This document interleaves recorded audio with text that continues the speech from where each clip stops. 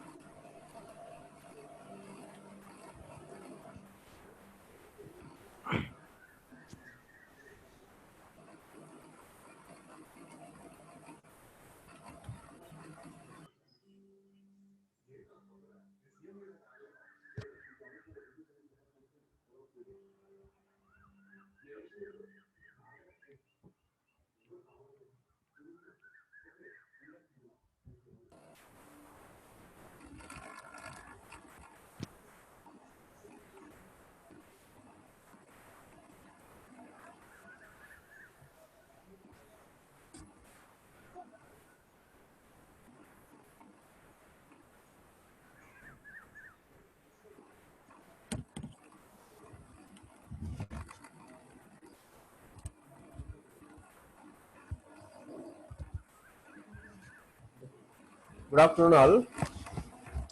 Good afternoon sir. Today we will discuss the 5th unit. The first unit is we will study about the on-chip timers which are existing in 8051. When we are discussing about the architecture of 8051, we said we have seen few on-chip peripherals are existing like memories, timers which we can use as counters, as well as serial port communication also supported.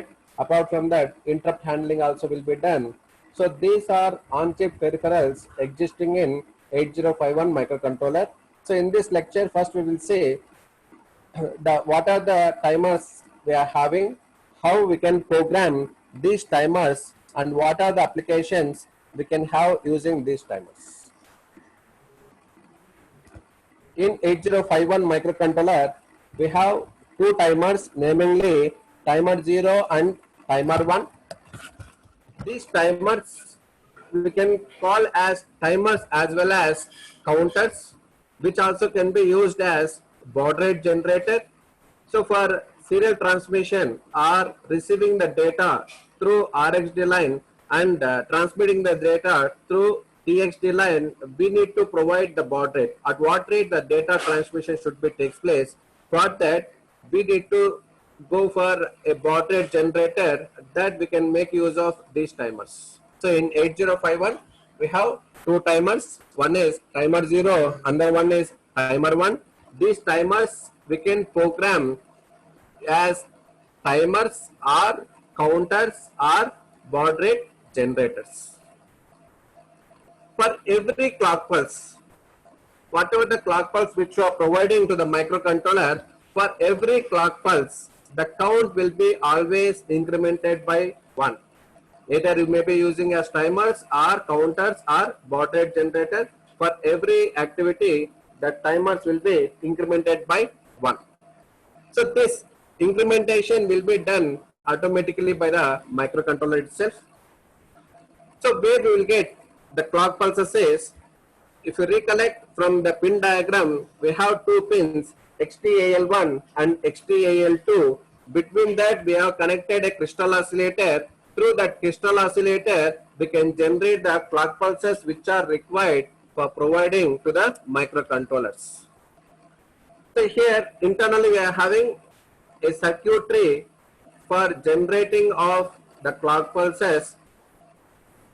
For the pins XTAL1 and XTAL2, we will connect a oscillator. Usually it is crystal oscillator generator.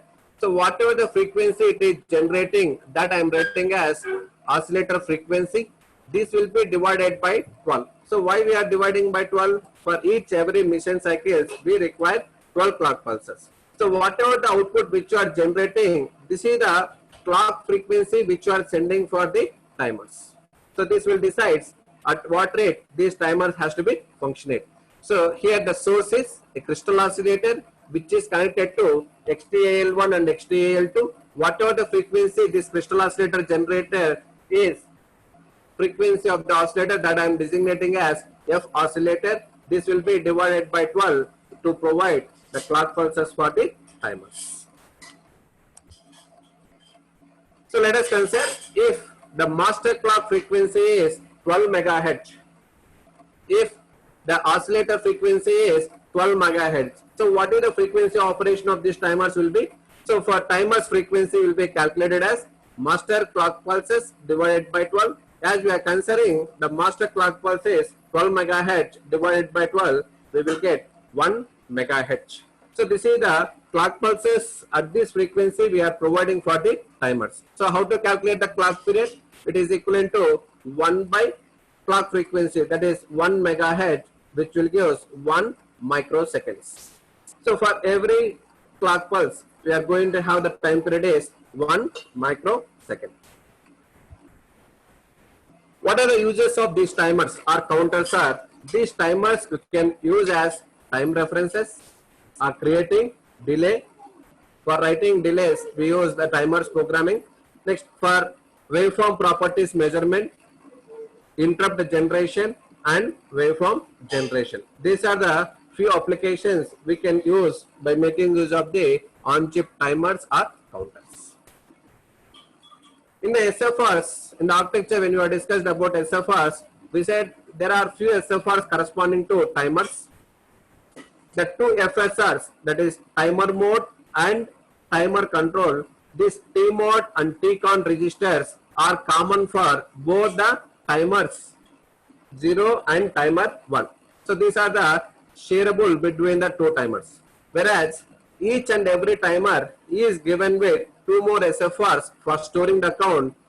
For timer 0, we have two FSRs with the naming TL0 and TH0. Timer count, lower byte will be placed in TL0, higher byte will be placed for timer 0 in TH0.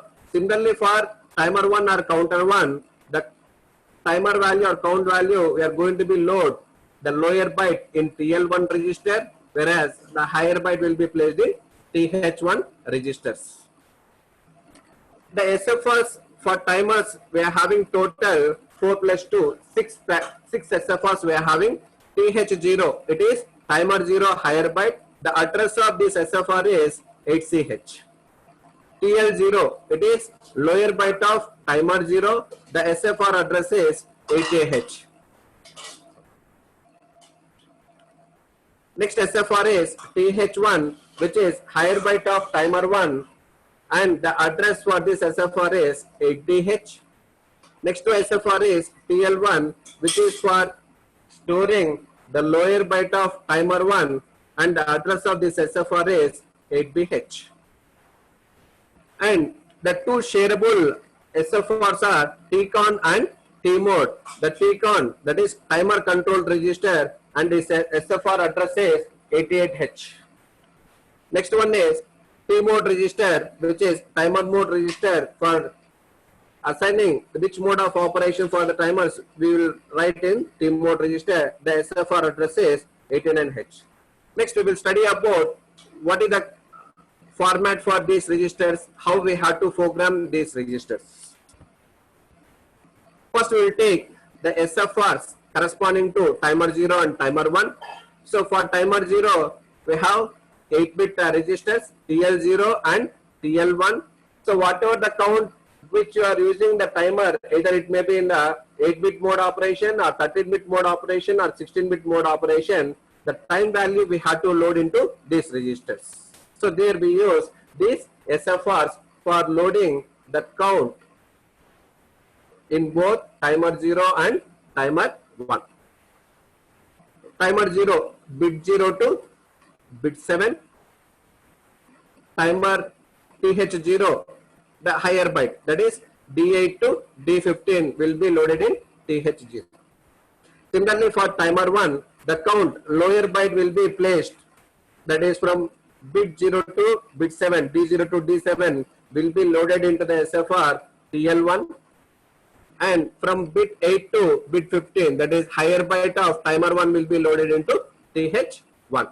So these two registers we have to load with respect to the count before using your timers.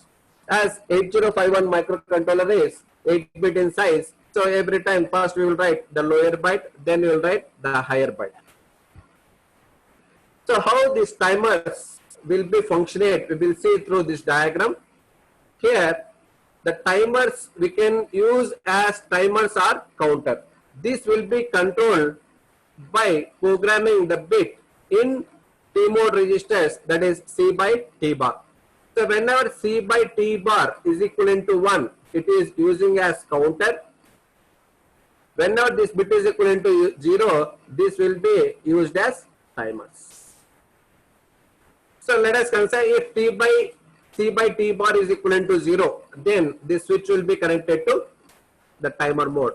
From this we are going to get the clock pulses.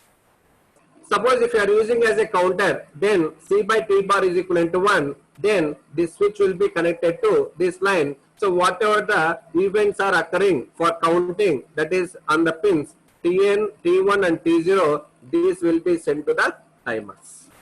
So before sending these values to the timer registers or timer stages, we have to enable the timers. For enabling the timers, we have a pin in T mode register, that is TR, timer run. So now to enable the timers or counters, we have to write this bit is equivalent to 1. Suppose if you write this bit is equivalent to 0, what is the output of AND gate? If one bit is equivalent to 0, irrespective of the second input, we will get the output is equivalent to 0, then the switch will be open. So when the switch is open, no clock pulses or no event will be transferred to timer stages. So if I want to program the timer or counter, we have to make the TR bit is equivalent to 1. TR1 is corresponding to timer 1. For enabling timer 0, we use timer 0 bit TR0. Next,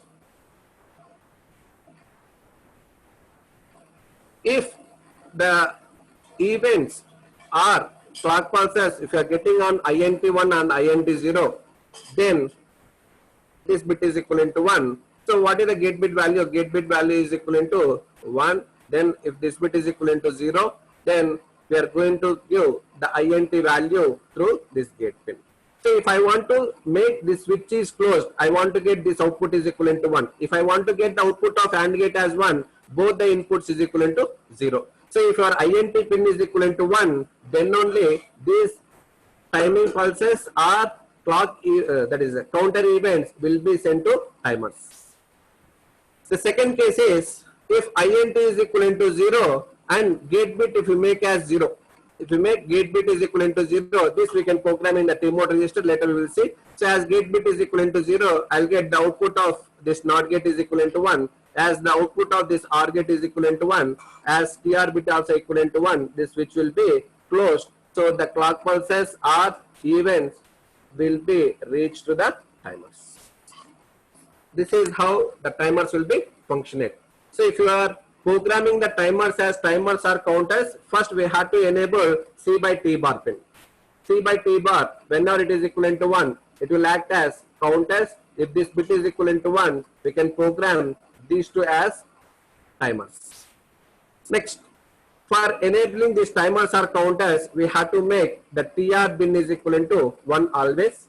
If TR pin is equivalent to 1, how you are getting the clock pulses for enabling this one? Either you make a use of gate pin, that is in T mode register, otherwise the external input INT0 and INT1.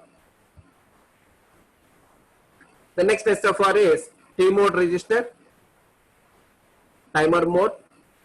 Here this is 8-bit register. The lower 4 bits are corresponding to timer 0. The upper 4 bits are corresponding to timer 1. The configuration will be same for both timer 0 and timer 1. The last 2 bits are mode 0, mode 1, that is mode 0 bit and mode bit 1.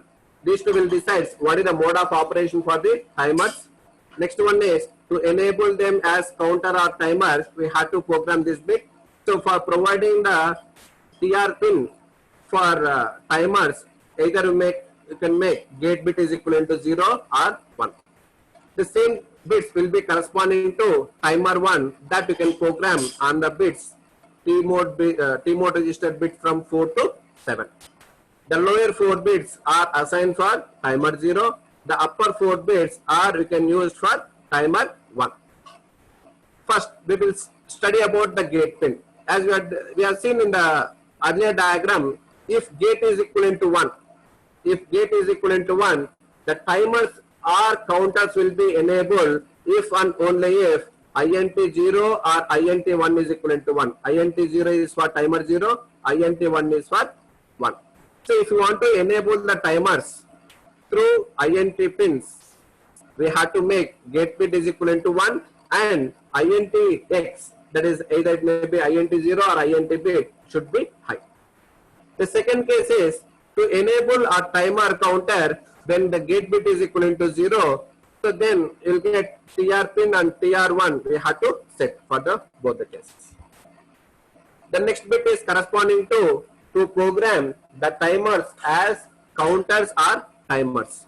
If C by T bar is equivalent to 1, then we are making use of these timers as counters. If C by T bar is equivalent to 0, these timers we are programming as timers. The next two bits are M1 and M0. So these two bits are used for mode of operation, for defining these timers or counters mode of operation. Whenever these two bits are 0, 0, if M1 and M0 is equivalent to 0, 0, the mode of operation is mode 0 and the count we are using the timers for 13-bit count. So the maximum count we can use for 0, 0, 0 like this 13 times, 1, 1, 1, 1 like 13 times, that is the maximum count you can have. Whenever you make M1 and M bits is equivalent to 0, 1 case, then the timer are set to be in mode 1. In the mode 1, these timers are 16-bit timers. So that means the maximum count you can start, the count you can start from 0, 0, 0 like this 16-bit size 16 times, as well as the maximum value you can have is 1, 1, 1, 1 like this 16 times. The next one is 1, 0. This is 8-bit timers. This is called as mode 2, auto reload mode. We will see in detail about these timers. In the earlier PPTs, we said we can use as baud rate generator. So for baud rate generator, usually we will program in mode 2. Next one is if mode 1 and mode M1 and M0 bits are 1, 1, then the timers are set to be in mode 3, where we can use each timer 0 as 2 separate 8-bit timers. Next, coming to the next SFR is T-count register, timer control register. Here also few bits are corresponding to timer 0, few bits are corresponding to timer 1. First we will say TF1 and TF0. These are corresponding to timer overflow. So let us consider you are loaded the count in THX and TH1. So for every clock pulse, these timers will be incremented. So up to what value it is going to be incremented? The maximum value in this register says FFH. So once these two registers is reaches to the maximum value, that is TH register with FF, TLX register with FF. If any clock event is occurred or clock pulses is sent, then what is the overflow I'll get? F plus 1, 0, I'll get a carry. F plus 1, 0, I'll get a carry. F plus 1, 0, I'll get a carry. F plus 1, 1, 0. So here the transformation will be takes place from FF to 0, 0.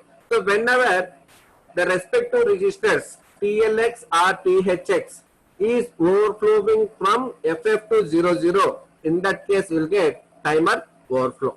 TF1, it is corresponding to timer overflow for timer 1. So when you will get this overflow, whenever TL1 and TH1, if both the registers are incremented till FF, for the next event it will be changes its state from FF to 0, 0. So whenever this overflow is occurred, then you will get the status on these lines TF1.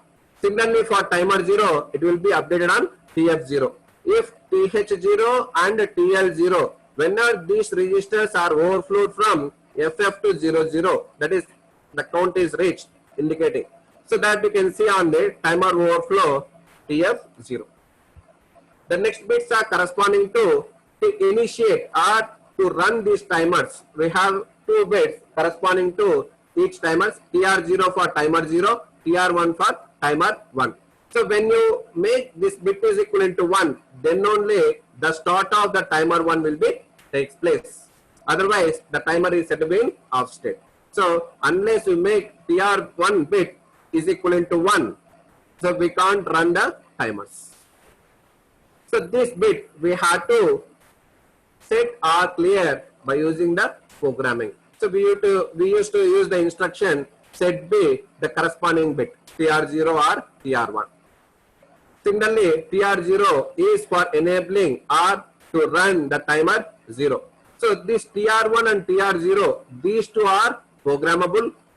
We have to write those values, whereas TF1 and TF0, these are status signals. So we have to read this bit indicating whether the timer overflow is occurred or not. The next bits are corresponding to external interrupts. So there are 2 bits are assigned for interrupt register. There is an interrupt register. So to enable those interrupts, we have to make this corresponding bits is equivalent to 1 or 0. If you make IE1 is equivalent to 0, that indicates there is an external interrupt 0. If IE0 is equivalent to 0, it indicates there is an external interrupt on 0. So for indicating the status of the interrupt is occurred on interrupt register, we have to program this bit is equivalent to 1. These are mainly used for hardware interrupts. Next one is, so once the overflow is occurred, if the interrupt, we have to raise the interrupt, then when we have to raise this interrupt, either falling edge of INT1 or raising low level at the INT1. So these two will be programmed the ITX bits. If IT1, it is corresponding to timer 1. Whenever you program this bit is equivalent to 1, it indicates the interrupt will be occurred on INT1, that is on falling edge. Whenever you program this bit IT1 is equivalent to 0, that is interrupt will be occurred on INT1, that is at low level. Similarly, for timer 0, we have IT0. These are for generating the interrupt. These interrupts will be generated on these lines. If you enable through ITX, this will be generated through programming. We'll call as software interrupts. Next, we will see the various modes of operation of the timers. So as we know, the timers we can programming in 4 modes, that is mode 0, mode 1, mode 2 and mode 3. Timer mode 0 we will call as it is 13-bit timer. So the maximum count you can have takes place only for 13-bit. So how to represent these 13-bit? Because the TLX registers and the THX registers all are 8-bit in size. The TH registers as well as TR registers are 8-bit size. But we require only 13-bit time, 13 bits. So how to represent this 13-bit is, in TLX register, only 5 bits will be used, whereas in THX, 8 bits will be used. So for every event, either it may be clock pulse or it may be in the counter application, for every event, the TX value will be incremented by 1. So whenever the TX1 is incremented, once it reaches to FF200, then this will send a signal for incrementing the TH registers. So now the TH registers will be incremented by 1. So for every input here, whenever the overflow is occurred for timer 0 or timer 1, TL0 or TL1, whenever it is changing value from FF to 00, it will send a pulse. So whenever you get a pulse from this THX will be incremented. Up to what value it is going to be incremented?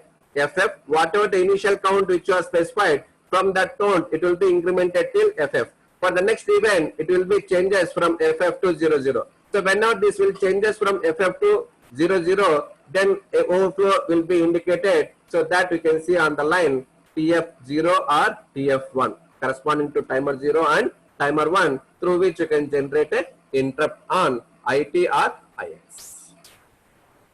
So whenever you are programming the timer 0, the timer count we are going to be load the lower 5 bits in TLX, the 8 bits in THX, so which you can use for 13-bit registers. So what about remaining 3 bits, upper 3 bits in TLX is they are, don't guess, they will be ignored.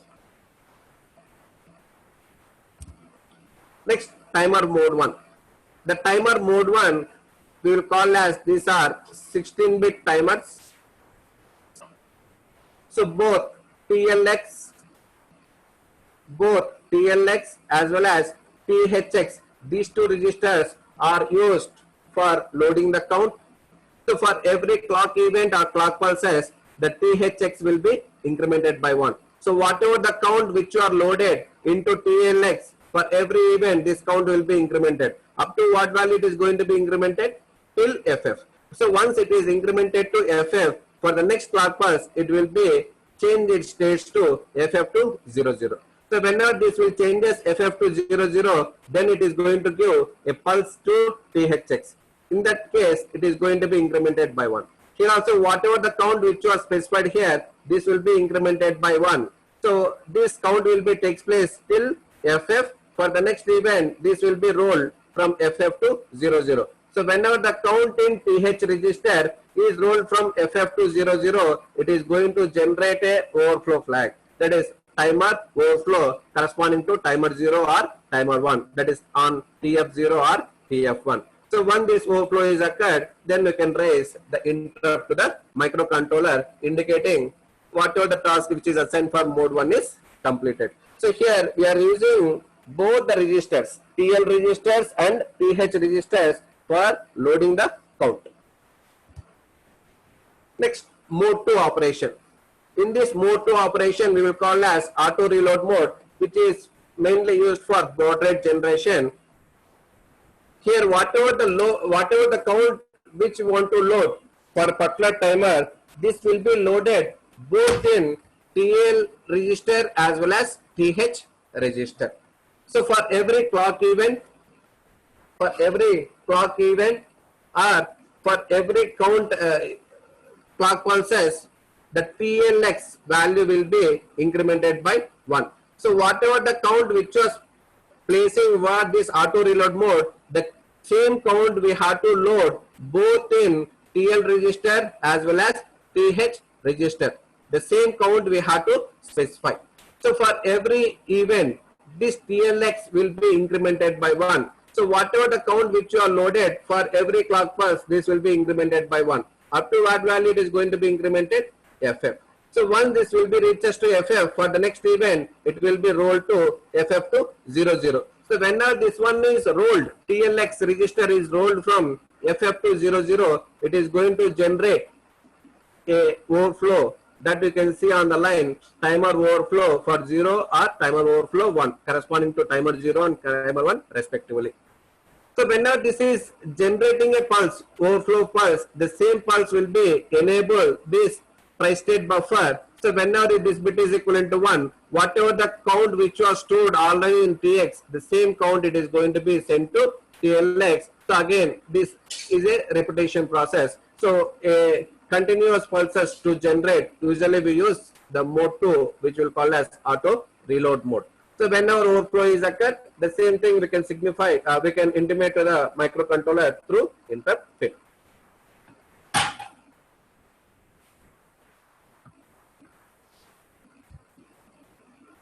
So this slide is corresponding to the same operation. For example, let us consider here the load which you have placed in THX is 50. Let us assume 50H. The same value is going to be loaded in TL0 also. So once this count is reaches from 50 to FFH, 50H to FFH, for every activity this count will be incremented. What is the maximum count we can expect? FF value. So once it reaches to FF, for the next clock pulse, it will be rolled to 00. In that case, THX will be reloaded into TLX. Next one is mode 3 operation. We will call mode 3 operation as split timer mode. In this split timer mode, we can use only the timer 0 as two separate 8-bit timers. That is, TL0 will act as one 8-bit timer, TH0 will act as one 8-bit 0, whereas this mode we can't operate for timer 1. This is applicable for only timer 0. So for this timer 0, for enable the timers, we are using the pins TR. TR0 is for timer 1, TR1 for timer 1. But in this program, in this mode, we are using the timer 0 as two different 8-bit timers. Two 8-bit timers. So to enable this timer or this enable, but we have only one timer pin, which is for corresponding to timer 0. So whenever you are configuring the timers in mode 3, the TR0 will be used for enabling the timer by making use of TL0. TR1 is used for enabling the timer 0, that is TH0, by using TR1 pin. So here the clock pulses will be received for this TL0. For every clock arrival or any event is occurred, the timer register will be incremented by 1, and the count starting from whatever the count which was specified, it will be counted maximum to FF. Once it will be rolled from FF to 00, it is going to generate a overflow. From that we are going to raise an interrupt to the microcontroller. Similarly for second timer, in the timer 0, the second 8-bit timer, by making use of TH0. So these clock pulses will be generated to initiate this timer, we use TR1 bit.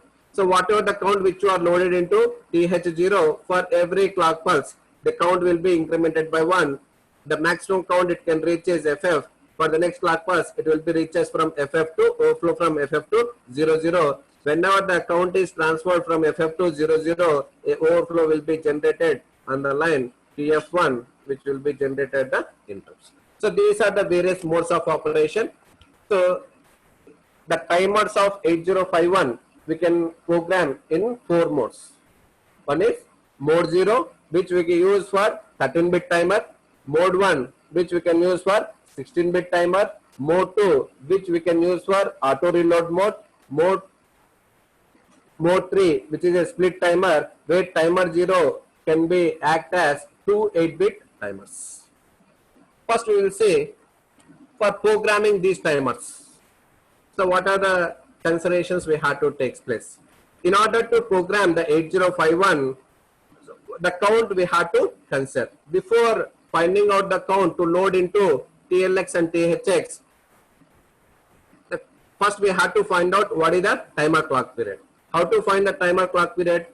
1 divided by, it is the inverse of the frequency. Inverse of clock frequency. How will get clock frequency? It is master clock frequency divided by 12. That is, oscillator frequency will be divided by 12. That will give us the clock frequency for the timers. For generating the clock period, we have to inverse the frequency. 1 by timer clock frequency. Once the clock period is estimated, then let us consider if you are using in mode 1, which is 16-bit timer. So what is the maximum count you can have? Here it is TLX and THX, which will use both 8 bits here, that is 16-bit. By making use of 16 bits, the maximum count you can have is 65,536 in decimal. From this, whatever the count which you are estimating, we have to subtract.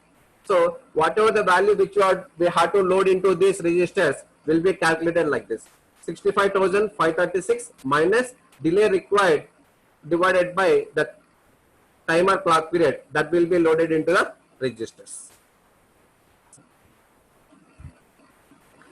Similarly for mode 0, what is the maximum count you can have is 8,192. This is the maximum count you can have. So from that, the required count will be subtracted.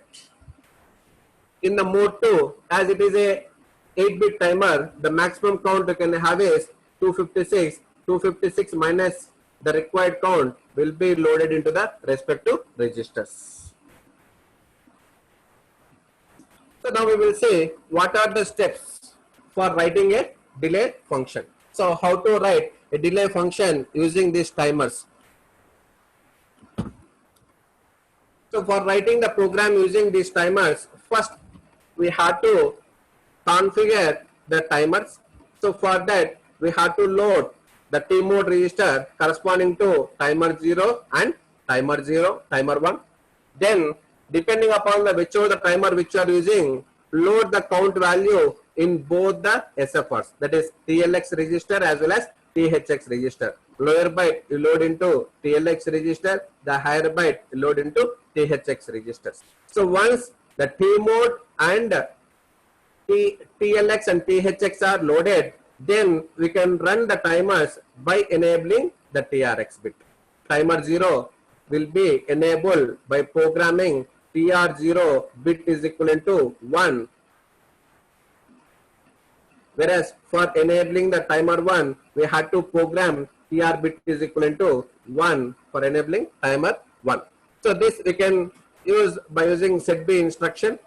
Next, how we know that the count, whatever the count which was specified here, it is reached. So whenever there is a overflow from FF to 00, it is going to generate the overflow that we will get on timer overflow, TFX. For timer 0, it is TF0, and for timer 1, TF1. So every time we are going to read this value, TF value, until TF is equivalent to, TFX is equivalent to 1, the timer is not finished the task. So whenever TFX is equivalent to 0, again go for reading the TFX value. So this will be a continuous process until TFX is equivalent to 1. So whenever TFX is equivalent to 1, what it indicates? Whatever the count which was specified here, that is reached to the overflow value from FF to 00. So then you can stop the timer or you can go for repeating the same task. So before that, we have to stop the timer. So we will make TRX bit is equivalent to 0. This we have to program to stop the timer. Next, as overflow is occurred, to disable or to clear the overflow flag, we will make the TFX bit is equivalent to 0. These two we have to program. Again, if you want to use the same timer, again go for step 1 to step 7. So these are the steps we have to carry out whenever you are using the timers for delay functions.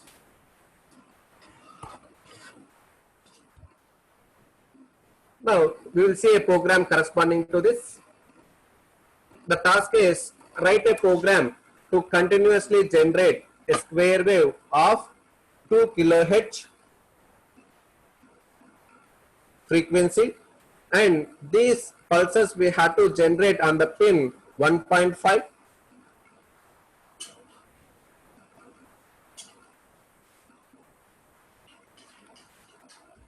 We have to generate these timing pulses on the lines port 1 5th bit using timer 1.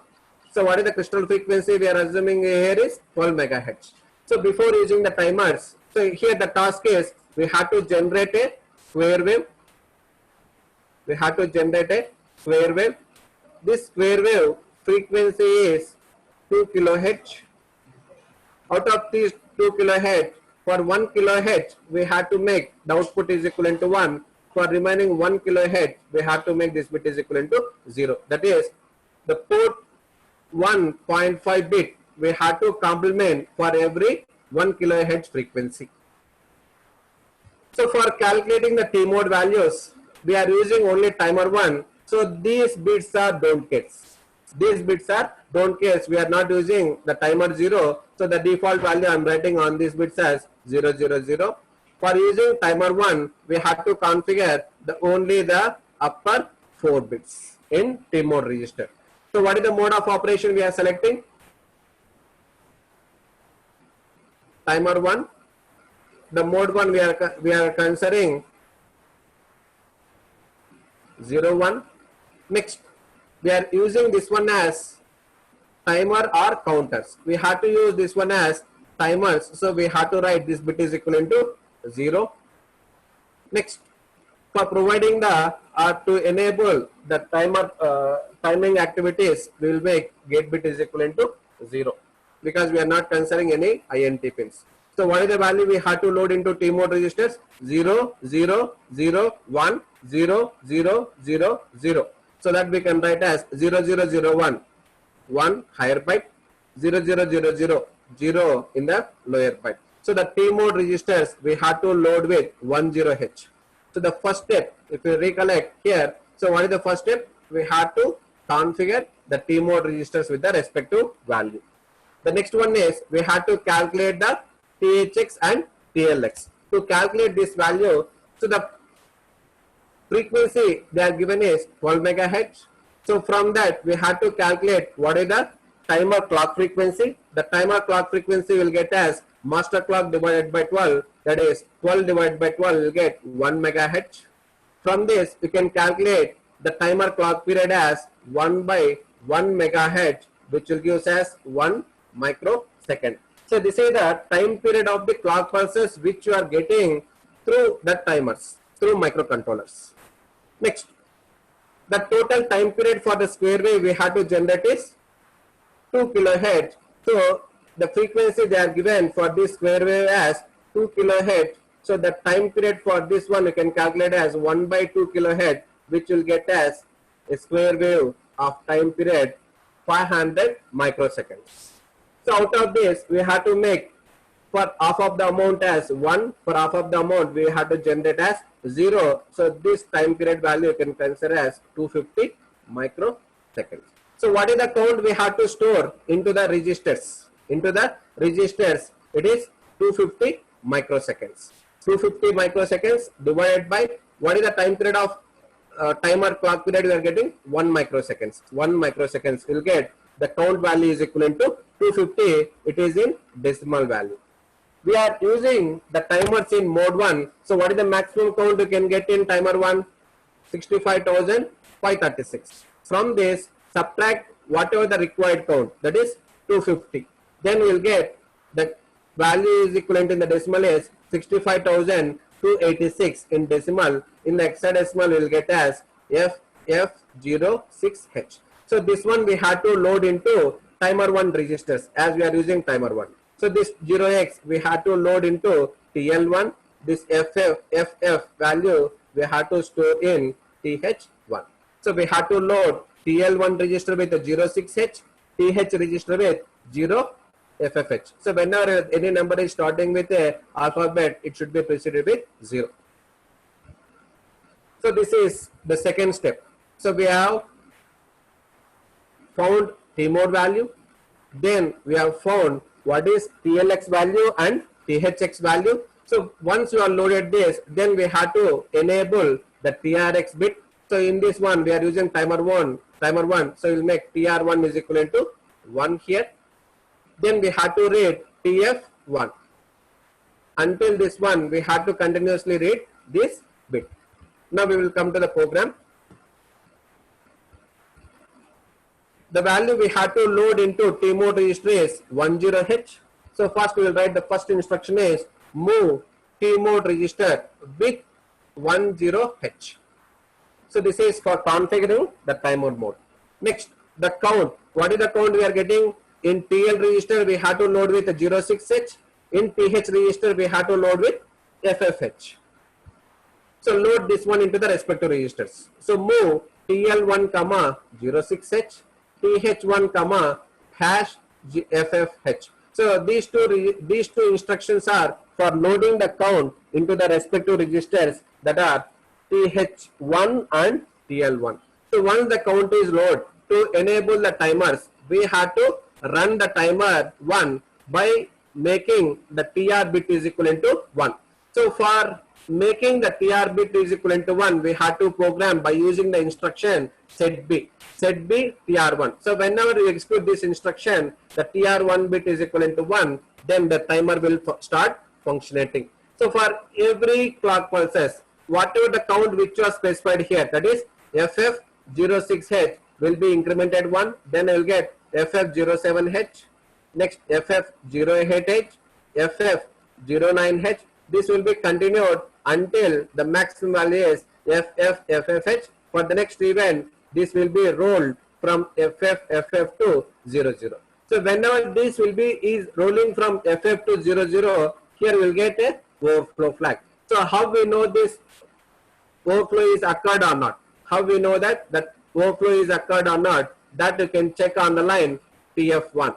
So we have to read the TF1 and compare whether this bit is equivalent to 1 or 0.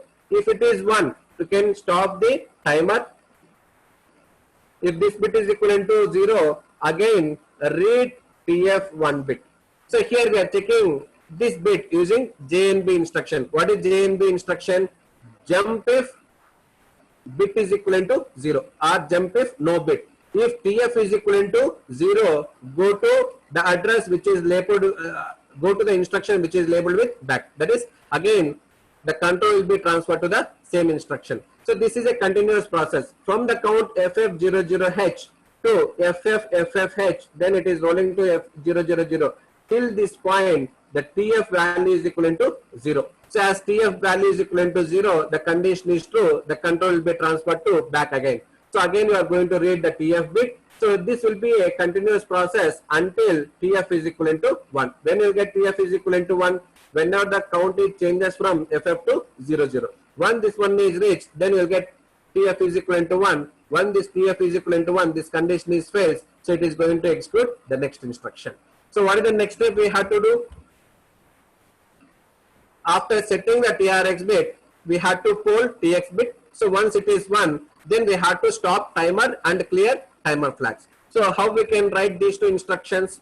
So for clearing the timer run, we'll write CLR bit is equivalent to CLR TR1. So this instruction will stop the TR bit is equivalent to 0. That is, the timer 1 will be stopped.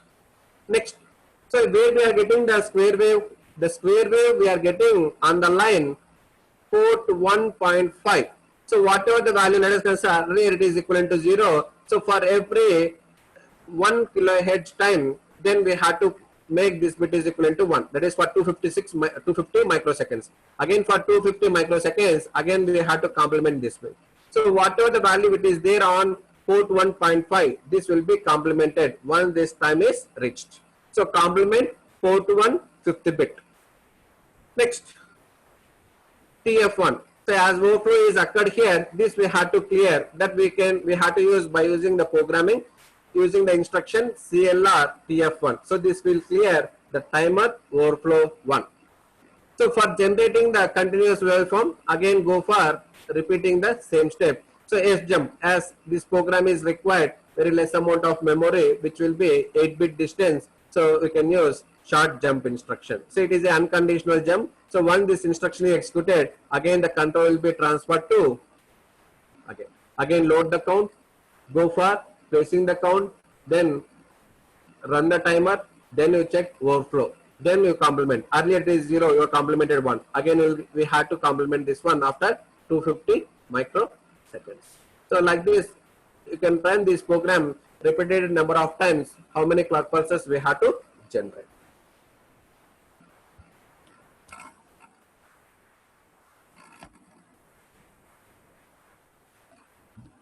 Next we will see one more program. Write a program segment that uses timer 1 in mode 2 operation to toggle port 10 bit once whenever the count reaches a count of 100. So the required count is 100 and we are using in mode 2. Mode 2 means auto reload mode. Assume the timer clock is taken from the external clock source, that is P3.5.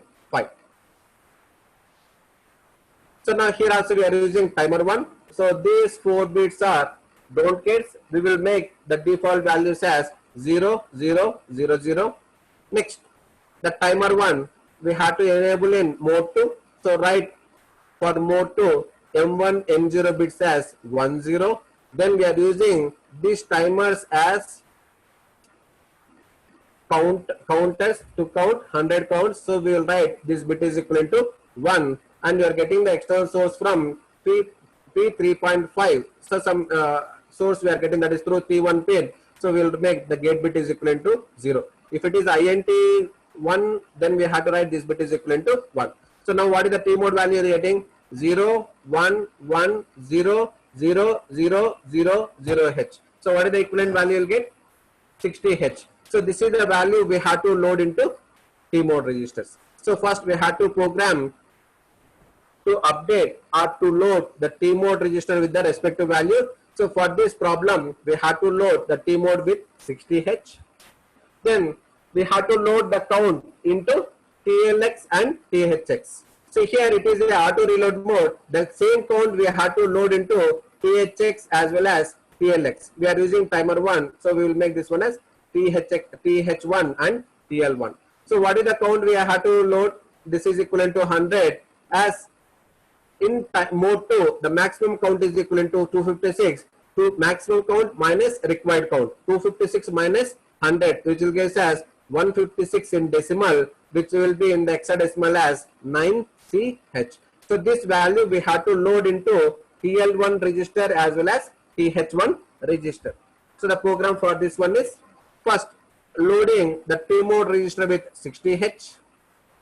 Next loading the count value 9CH into TH1. So that is move TL1 hash 9CH. So if you want to load into lower byte, we can make move TL1 comma hash 9CH. So we are loading both that is a TL1 as well as TH1 with the same load. Even if you are not loaded with the TL1, as it is the auto reload mode, it will get the data always from TH1 into TL1. So this is a optional, not required to write any. Next, for enabling the timer, so we have to get the pulses. We are getting the pulses from P3.5. So for enabling the timer 1 pin, we have to program this bit is equivalent to 1.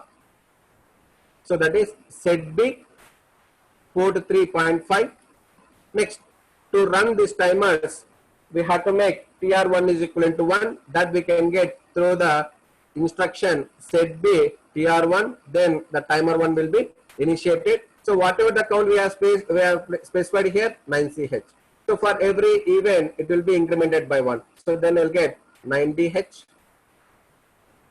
9EH, 9FH, then A0H. So like this, the count will be takes place until FFH. So from this initial count to FFH, so what is your TF value? 0. For the next event, that is for the next count, we will get FF2 00H. So whenever this roll this take place, then you will get the timer overflow as 1. As it is corresponding to timer 1, we will write TF1 and TF0. So we have to read this TF1. If TF is equivalent to 0, jump on no bit to back. So when now TF1 is equivalent to 0, go to the instruction which is labeled with the back. If TF1 is equivalent to 1, this loop will be break and the next subsequent instruction will be executed. So keep on reading TF1. If TF1 is equivalent to 0, again go for reading the same bit until TF1 is equivalent to 1. Once this TF1 is equivalent to 1, so the time, whatever the time you are specified that is reached, then you can go for complementing port 1.0, because here we have to toggle the port 1.0 in the problem. So complement that one, CPL port 1.0. Next, as overflow is occurred, we have to clear that overflow. So write clear overflow. Next, S jump back. Here, why we are not loading again this count into this, as it is the auto reload mode for every activity. So once the TL1 is loaded from FF to 00, the overflow is occurred. Whenever overflow is occurred, the TH1 value will be loaded automatically into TL1. So no need to go for executing from this point. Okay. So today, by this I will conclude the on-chip timers existing in 8051 microcontroller. So in these lectures, we have discussed about the timers and counters, which are on-chip timers in 8051 microcontrollers. We are having two timers, that is timer 0 and timer 1, which we can use as timers or counters or baud rate generator. For every clock pulse to the timers, the count will be incremented by 1. Once the count is reaches to FF, for the next event, it will be rolled to 0. So whenever it is rolled to 0, then you'll get a overflow, that is the required task is finished.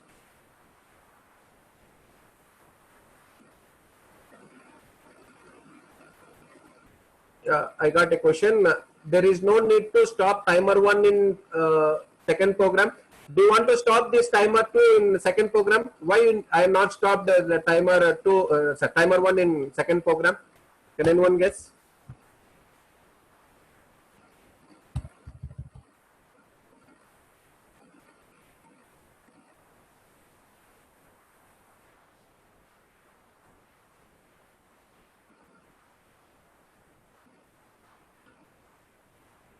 One second.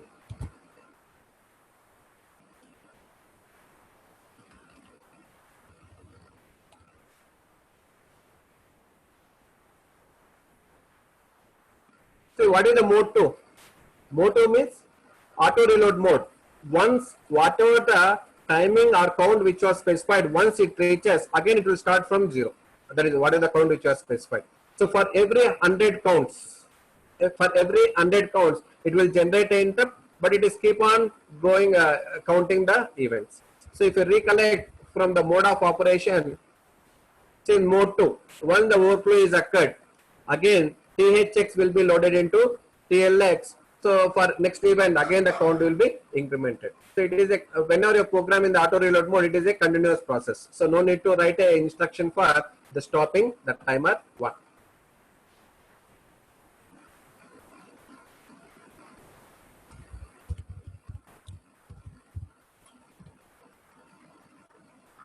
So if you have any doubts, you can send a message on the chat. I hope I gave required amount of information regarding to the timers and counters, how we have to program, what are the various SFRs related to timers, what are the various modes of operation, how to program T-mode register, how to enable the timers, how to check the counting or timer is reached. So this all about the on-chip timers 8051. Thank you everyone. Time is up. Till time is there. Yeah.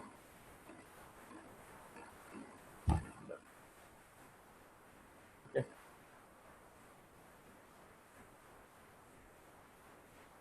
Still anyone have doubts?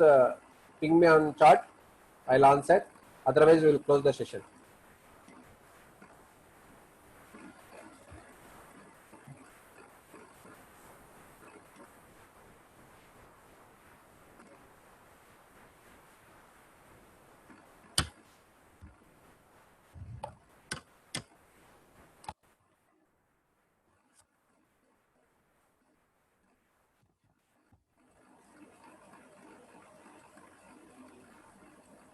Sir hello sir close చేసి ఉంటుందా?